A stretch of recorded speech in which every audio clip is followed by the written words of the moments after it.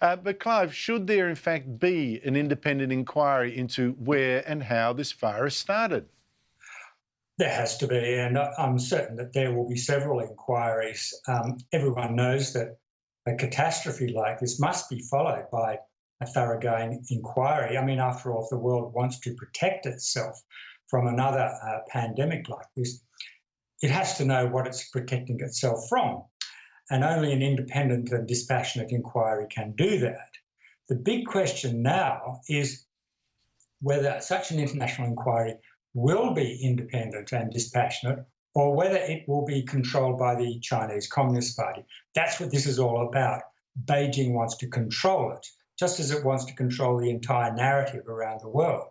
There was a very interesting thing I came across the other day, that when Beijing finally allowed a team from the WHO into Wuhan to investigate this outbreak, and that happened on the 22nd of February, so nearly 2 months after the outbreak started, after weeks of haggling in Beijing, they made it a joint WHO-China mission, and half of the members of the team were Chinese.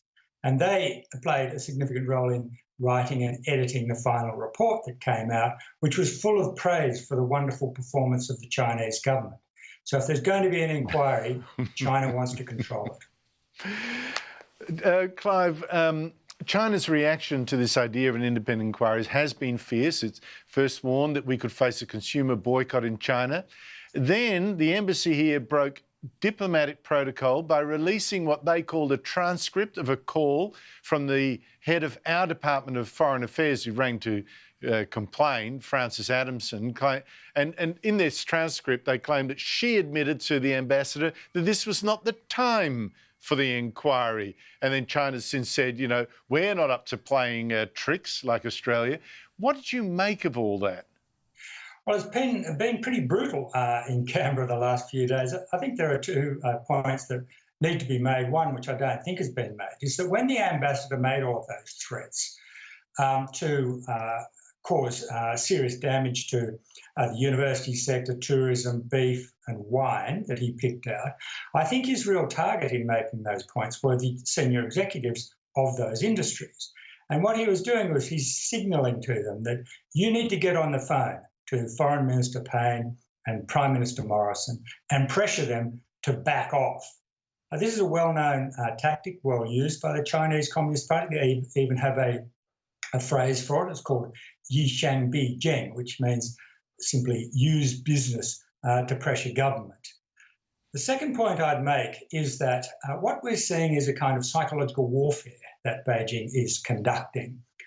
When we compare, for instance, the violence of the language coming from the ambassador and state media outlets like the Global Times, which said, you know, Australia is like a piece of chewing gum on the bottom of your shoe, and every now and again you need to scrape it off on a stone. So we've got these threats, this bullying, this abuse on the one hand. And then in the clip that you showed with the Consul General from Victoria, which Treaty Forest brought along unannounced, he talked about harmony and cooperation and friendship. And so what we're seeing is that they're trying to mess with our heads, basically.